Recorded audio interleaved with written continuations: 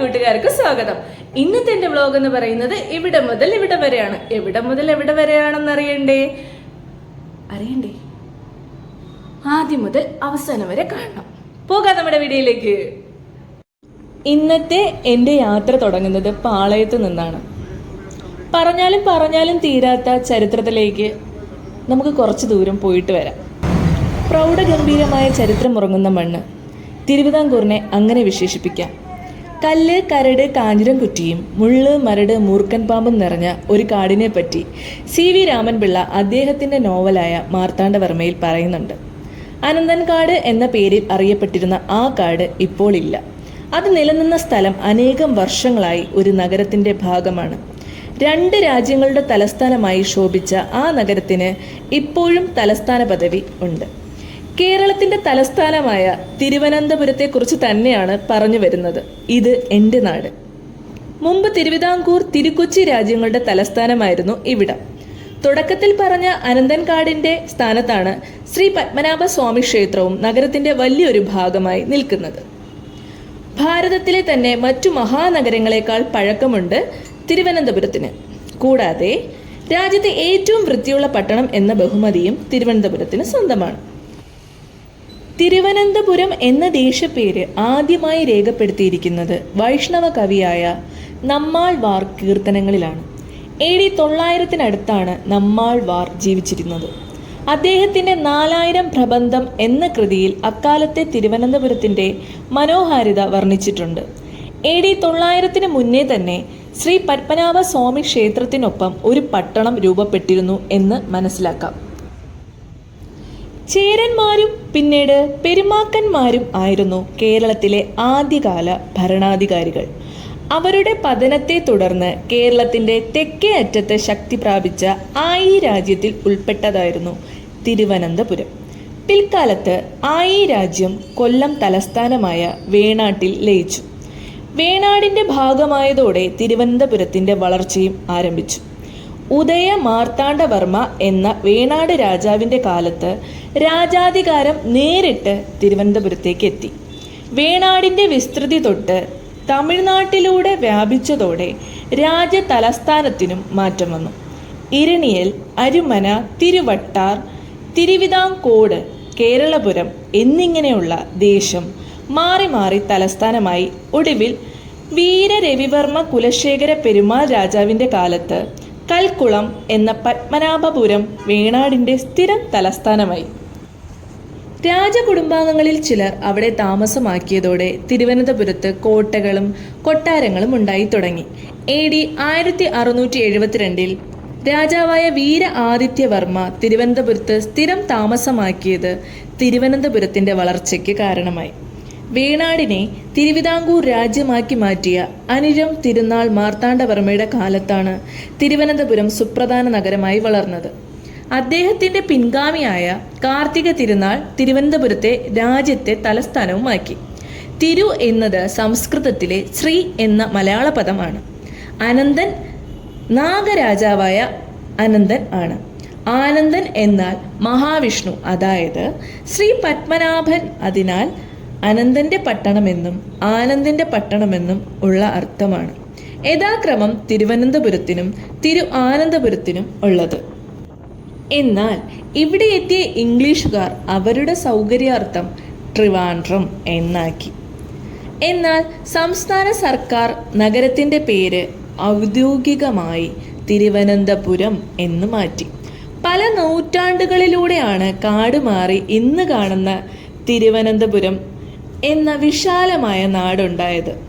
8-ാം നൂറ്റാണ്ടിൻ്റെ 2ാം പകുതിയിൽ തിരുവിതാംകൂർ ഭരിച്ചിരുന്ന കാർത്തിക തിരുനാളിൻ്റെ കാലത്താണ് തിരുവനന്തപുരത്തിൻ്റെ കാട്ടുപ്രദേശത്തിൻ്റെ ഭൂരിഭാഗവും വെട്ടിത്തെളിയിച്ചത്.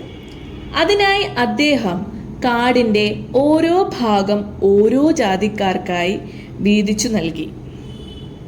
അവർ കാട് തെളിയിച്ച് വാസയോഗ്യമാക്കി. എന്നാലും കാട് മാറി നാടായി മാറാൻ പിന്നെ വാരണാസിയുടെ 10-ലൊന്ന് വലിപ്പമുള്ള മറ്റൊരു ഭാരതീയ നഗരത്തിൽ അവിടെ ഉള്ളതിൽ കൂടുതൽ ക്ഷേത്രങ്ങൾ ഉണ്ടെന്ന് നിങ്ങൾ കേട്ടാൽ അത്ഭുതപ്പെട്ടു പോകും. ക്ഷേത്രനഗരം എന്ന് പേരില്ലാത്ത ക്ഷേത്രങ്ങളുടെ നഗരമാണ് തിരുവനന്തപുരം. 2000-ൽ-അധികം ക്ഷേത്രങ്ങളാണ് തിരുവനന്തപുരം നഗരാതിർത്തിക്ക് ഉള്ളിൽ മാത്രമുള്ളത്. നഗരകേന്ദ്രത്തിൽ തന്നെ 50ഓളം ക്ഷേത്രങ്ങളുണ്ട്. ചെറുകോവിലുകൾ മുതൽ മഹാക്ഷേത്രങ്ങൾ വരെ ആ ഗണത്തിൽപ്പെടും. ആറ്റുകാൽ ഭഗവതി ക്ഷേത്രം, പഴവങ്ങാടി ഗണപതി ക്ഷേത്രം, ശ്രീകണ്ഠേശ്വരം ക്ഷേത്രം, ശ്രീ വരാഹം ക്ഷേത്രം, ശ്രീ പത്മനാഭ സ്വാമി ക്ഷേത്രം എന്നിങ്ങനെ തിരുവനന്തപുരത്തെ അതിപുരാതനവും പ്രശസ്തവുമായ ക്ഷേത്രങ്ങൾ നിരവധിയാണ്. ഇത്രയും അധികം ക്ഷേത്രങ്ങൾ ഉണ്ടെങ്കിലും ഇവയ്ക്കെല്ലാം ഉപരി നാടിൻ്റെ സംസ്കാരത്തിലും ചരിത്രത്തിലും വലിയ പങ്ക് വഹിച്ചത് ശ്രീ പത്മനാഭ സ്വാമി ക്ഷേത്രമാണ്. അതിപുരാതനമായ ആരാധനാലയം സ്ഥിതി ചെയ്യുന്ന ഇടം എന്ന നിലയിലാണ് തിരുവനന്തപുരം അറിയപ്പെട്ടതും ഒരു നഗരമായി വളർന്നു തുടങ്ങിയതും. ക്ഷേത്രത്തിൻ്റെ കാലപ്പഴക്കത്തെക്കുറിച്ച് കൃത്യമായി നിർവഹിക്കാൻ സാധിച്ചിട്ടില്ല. എന്നിരുന്നാലും കലിയുഗ ആരംഭത്തിൽ ദിവാകര മുനി എന്ന മഹർഷി പ്രതിഷ്ഠ നിർവഹിച്ചു എന്നാണ് മതിലകം ഗ്രന്ഥാവലി എന്ന പുരാതന രേഖയിൽ പറയുന്നത്. 18-ാം നൂറ്റാണ്ടിൽ വേണാട് ഭരിച്ച അനിഴം തിരുനാൾ മാർത്താണ്ഡവർമ്മ രാജാവിൻ്റെ കാലത്ത് ക്ഷേത്രത്തിൻ്റെ പൂർണ്ണമായ പുനർനിർമ്മാണം നടന്നിട്ടുണ്ട്. ക്ഷേത്രത്തിൽ നിന്നും അമൂല്യമായ നിധിശേഖരം കണ്ടെത്തിയതോടെ ലോക പ്രശസ്തമായ ക്ഷേത്രമായി ശ്രീ പത്മനാഭ സ്വാമി ക്ഷേത്രം മാറി. മാത്രമല്ല, ലോകത്തിൽ വെച്ച് ഏറ്റവും കൂടുതൽ നിധിശേഖരമുള്ള ഖ്യാതിയും പത്മനാഭ സ്വാമി ക്ഷേത്രത്തിന് ലഭിച്ചു. രാജ്യവിസ്തൃതി വർദ്ധിപ്പിക്കുന്നതിനും ഒപ്പം ഭരണം നിലനിർത്തുന്നതിനും വേണ്ടി മാർത്താണ്ഡവർമ്മ മഹാരാജാവ് നിരവധി യുദ്ധങ്ങൾ ചെയ്തിട്ടുണ്ട്. ഒരുപാട് പേരെ വധിക്കേണ്ടി വന്നിട്ടുണ്ട്. അതിനൊക്കെ പ്രായശ്ചിത്തം എന്ന നിലയിൽ അദ്ദേഹം രാജ്യം ശ്രീ പത്മനാഭ സ്വാമിക്ക് അടിയറ വെച്ചു.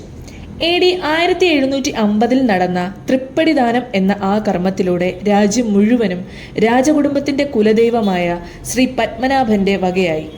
ശ്രീ പത്മനാഭന് വേണ്ടി പത്മനാഭദാസൻ എന്ന നിലയിലാണ് മാർത്താണ്ഡവർമ്മ രാജ്യം ഭരിച്ചത്. അതോടൊപ്പം ശ്രീ പത്മനാഭദാസ വഞ്ചിപ്പാലം കുലശേഖര പെരുമാൾ എന്ന സ്ഥാനപ്പേരും സ്വീകരിച്ചു.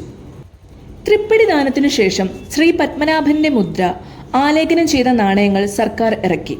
അങ്ങനെ സർക്കാർ നൽകുന്ന ശമ്പളം ഉൾപ്പെടെയുള്ളവയ്ക്ക് ശ്രീ പത്മനാഭന്റെ ചക്രം എന്നും പേരായി. ശ്രീ പത്മനാഭന്റെ 10 ചക്രം കിട്ടുക എന്നാൽ വലിയ ഭാഗ്യമായി ജനങ്ങൾ കരുതിപ്പോന്നു.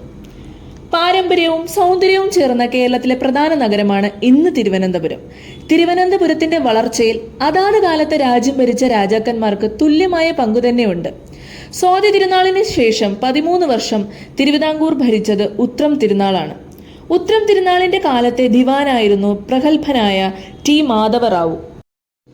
സെക്രട്ടേറിയറ്റ് മന്ദിരം, ജനറൽ ആശുപത്രി, യൂണിവേഴ്സിറ്റി കോളേജ് തുടങ്ങിയവയിൽ പലതും നിർമ്മിച്ചത് മാധവറാവുവിന്റെ മേൽനോട്ടത്തിലാണ്. മാധവറാവുവിന് ശേഷം ശേഷയ്യ ശാസ്ത്രിയും പിന്നീട് നാണുപിള്ളയുമായിരുന്നു ദിവാൻമാർ. തപാൽ വകുപ്പ് ആസ്ഥാനം, സെൻട്രൽ ജയിൽ തുടങ്ങിയവയെല്ലാം ആരംഭിച്ചത് ഈ കാലത്താണ്. ആ സമയത്ത് തന്നെയാണ് കടലാസ് ഉപയോഗിച്ചു തുടങ്ങിയത്. ആയില്യം തിരുനാളിന് ശേഷം ഭരിച്ച വിശാഖം തിരുനാളിന്റെ കാലത്ത് രാമയ്യൻകാരനായിരുന്നു ദിവാൻ. ശ്രീമൂലം തിരുനാളാണ് വിശാഖം തിരുനാളിന് ശേഷം രാജാവായത്. ലോ കോളേജ്, ആയുർവേദ കോളേജ്, സംസ്കൃതം കോളേജ് തുടങ്ങിയവ ആരംഭിച്ചത് മൂലം തിരുനാളാണ്. കൂടാതെ കൊല്ലത്ത് നിന്ന് റെയിൽ ഗതാഗതം തിരുവനന്തപുരത്തെ ചാക്ക എന്ന സ്ഥലം വരെ നീട്ടിയതും ഈ കാലത്തായിരുന്നു. ലെജിസ്ലേറ്റീവ് കൗൺസിൽ എന്ന നിയമം നിർമ്മാണ സഭയ്ക്ക് രൂപം കൊടുത്ത മൂലം തിരുനാൾ പിന്നീട് പരിഷ്കരിച്ച് ശ്രീമൂലം സഭയാക്കി. തിരുവനന്തപുരം മുനിസിപ്പാലിറ്റി ആയതും ശ്രീമൂലത്തിന്റെ കാലത്താണ്. 1920 ഇത്. ശ്രീമൂലം തിരുനാളിന് ശേഷം അനന്തരാവകാശിയായി ചിത്തിര തിരുനാളിന് വേണ്ടി സേതു ലക്ഷ്മിഭായിയുടെ റീജൻ ഭരണമായിരുന്നു 7 കൊല്ലം തിരുവിതാംകൂറിൽ. M.E. വാട്സ് ഉൾപ്പെടെ 4 പേർ ലക്ഷ്മിഭായിയുടെ കാലത്ത് ദിവാൻമാരായി. ചാക്കയിൽ നിന്ന് റെയിൽവേ തമ്പാനൂരിലേക്ക് നീട്ടി. വൈദ്യുതീകരണം, ശുദ്ധജല വിതരണം എന്നീ പദ്ധതികൾക്ക് രൂപം കൊടുത്തു. മരുമക്കത്തായ സമ്പ്രദായം അവസാനിപ്പിച്ചതും ലക്ഷ്മിഭായിയുടെ കാലത്താണ്. 1931 അധികാരം ഏറ്റെടുത്ത് ശ്രീ ചിത്തിര തിരുനാൾ തിരുവിതാംകൂറിലെ അവസാനത്തെ രാജാവാണ്. ജീവിച്ചിരിക്കെ തന്നെ അധികാരം വിട്ടൊഴിയേണ്ടി വന്ന ആദ്യ തിരുവിതാംകൂർ രാജാവുമാണ്. ചിത്തിര തിരുനാളിന്റെ കാലത്ത് 5 പേർ ദിവാൻമാരായി. അവരിൽ അവസാന 7 കൊല്ലം ദിവാനായിരുന്നു സർ CP രാമസ്വാമി അയ്യർ. ചിത്തിര തിരുനാളിന്റെ ഭരണം 9 കൊല്ലം പിന്നിട്ടപ്പോഴാണ് CP രാമസ്വാമി അയ്യർ ദിവാനായത്. എങ്കിലും തുടക്കം മുതൽ രാജാവിൻ്റെ ഉപദേഷ്ടാവ് എന്ന നിലയിലൊപ്പം ഉണ്ടായിരുന്നു. ചിത്തിര തിരുനാൾ ഭരണത്തിൽ നിർണായക എല്ലാ തീരുമാനങ്ങൾക്കു പിന്നിലും അദ്ദേഹമായിരുന്നു. അതിനാലാണ് ആധുനിക തിരുവിതാംകൂറിന്റെ ശില്പി എന്ന് CP കുറിച്ച് പറയുന്നത്. തിരുവനന്തപുരം മ്യൂസിയത്തോട് ചേർന്നുള്ള ചിത്രാലയം, ആർട്ട് ഗാലറി, സ്വാതി തിരുനാൾ സംഗീത കോളേജ്, കേരള സർവകലാശാല, നഗരത്തിലെ മികച്ച ആതുരാലയം തുടങ്ങി പലതും ചിത്തിര തിരുനാളിൻ്റെ കാലത്ത് ഉണ്ടായതാണ്. രാജ്യാന്തര നിലവാരത്തിൽ ഉയർന്ന തിരുവനന്തപുരം വിമാനത്താവളവും ചിത്തിര തിരുനാളിൻ്റെ ഭരണകാലത്താണ്. മുനിസിപ്പാലിറ്റിയിൽ നിന്നും തിരുവനന്തപുരം നഗരസഭയായി മാറിയതും ആ കാലത്തെ നേട്ടമാണ്. പിന്നീട് രാജഭരണം അവസാനിപ്പിച്ച് ജനാധിപത്യ ഭരണമായി. 1956 നവംബർ 1 കേരള സംസ്ഥാനം രൂപീകരിച്ചപ്പോൾ തലസ്ഥാന പദവിയും ലഭിച്ചു. അങ്ങനെ എത്രയോ മഹാരഥന്മാർ ജീവിച്ചിരുന്ന മണ്ണാണ് തിരുവനന്തപുരം. അന്ന് നിർമ്മിച്ച പലതും അശ്രദ്ധ മൂലവും കാലപ്പഴക്കം കൊണ്ടും നശിച്ചു പോവുകയും ചെയ്തിട്ടുണ്ട്.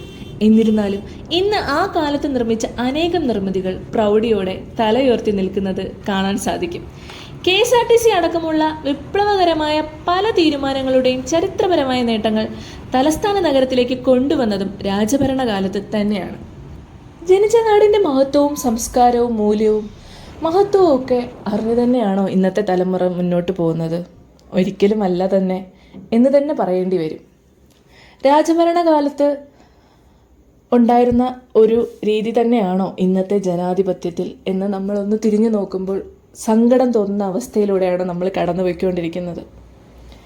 രാവിലെ ആയാൽ സത്യം പറഞ്ഞ ഒരു കൊലപാതകം എങ്കിലും നമ്മൾ കേൾക്കാതെ ഉണരുന്നില്ല എന്നുള്ളത് തന്നെയാണ് ഇന്നത്തെ കാലഘട്ടത്തിൻ്റെ പ്രത്യേകത.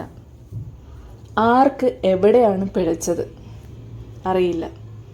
ഒന്ന് പുറകിലോട്ട് പോകാൻ മനസ്സുകൊണ്ട് കൊതിച്ചു പോകുന്നുണ്ട്. അന്ന് ആ കാലത്ത് ജനിച്ച് വളർന്നാൽ മതിയെന്ന് വെറുതെയെങ്കിലും തോന്നുന്നുണ്ട്. അതുപോലത്തെ പ്രവൃത്തികളും അതുപോലത്തെ കാഴ്ചകളും എല്ലാമാണ് നമുക്ക് ചുറ്റിലും ഇങ്ങനെ നടന്നുകൊണ്ടിരിക്കുന്നത്.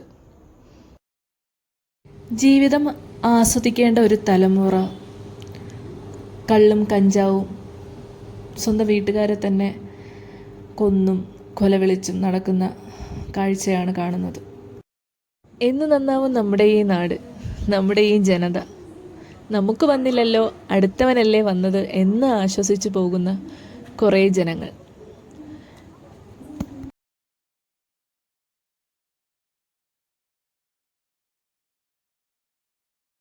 ആരെയാണ് വിശ്വസിക്കേണ്ടത്? എന്തിലാണ് വിശ്വസിക്കേണ്ടത്? എങ്ങോട്ടാണ് ഈ ലോകം പോകുന്നത്? എങ്ങനെയാണ് സഞ്ചരിക്കേണ്ടത്? ഒന്നും അറിയില്ല. മൊത്തം ഇരുട്ടാണ്. ഇവിടം ഇരുട്ടാണ്. എന്നാണ് ഇവിടെ ഒരു വെളിച്ചം തെളിയുന്നത്? അവനവനിൽ തന്നെയാണ് ആ വെളിച്ചം ഉള്ളത്. അത് എന്നാണോ തിരിച്ചറിയുന്നത് അന്ന് മാത്രമാണ് നമ്മൾ നന്നാവുക, നമുക്ക് ചുറ്റിലും നന്നാവുക, ലോകം നന്നാവുക. അല്ലാത്ത പക്ഷം എന്നും എപ്പോഴും ഇരുട്ട് തന്നെ ആയിരിക്കും. വെളിച്ചം നമ്മിലേക്ക് വരില്ല. ജനിച്ച നാടിനെക്കുറിച്ചും നമ്മുടെ മഹാരഥന്മാരെക്കുറിച്ചും നമ്മുടെ ആ ഒരു എന്താ പറയുന്നത്, തലയുയർത്തി നമ്മൾ തലയുയർപ്പോടുകൂടി ഇപ്പോൾ നിൽക്കുന്നത് എങ്ങനെയാണെന്ന് സത്യം പറഞ്ഞാൽ ഓരോരുത്തരും മനസ്സിലാക്കേണ്ടത് തന്നെയാണ്. അത് മനസ്സിലാക്കാത്തിടത്തോളം ഞാനാണ് വലുത്, ഞാൻ എങ്ങനെയാണ്, ഞാനാണ് എല്ലാം, ഞാൻ എന്നുള്ള ചിന്തയിൽ നിന്ന് തന്നെയാണ് അവിടെ മറ്റുള്ളവരെ മനസ്സിലാക്കുന്നില്ല, അവിടെ വെട്ടിപ്പിടിക്കുന്നു, അല്ലെങ്കിൽ അവിടെ വൃത്തികേടുകൾ കാണിക്കുന്നു, മറ്റുള്ളവരെ വേദനിപ്പിക്കുന്നു, അതിൽ ആനന്ദം കണ്ടെത്തുന്നു. ഇതൊന്നും ഒന്നുമല്ല. എവിടം വരെ എത്തും അവിടം വരെ നമുക്ക് എത്താമല്ലോ. എന്ത് ചെയ്താലും നമുക്കൊന്നുമില്ല, ഒരു കൂസലുമില്ല. ഇവിടുത്തെ നിയമവ്യവസ്ഥിതികൾ മാറണം, ഇവിടുത്തെ രീതികൾ മാറണം, ഇവിടുത്തെ ചിന്തകൾ മാറണം, എല്ലാം മാറണം. ഇവിടെ ഒരു ദിവസം പോലുമില്ല ഈ സെക്രട്ടേറിയറ്റിൻ്റെ മുന്നിൽ സമരം എന്ന് പറയുന്ന ഒരു സംഗതി ഇല്ലാതെ ഒരു ദിവസം പോലും ഇല്ല.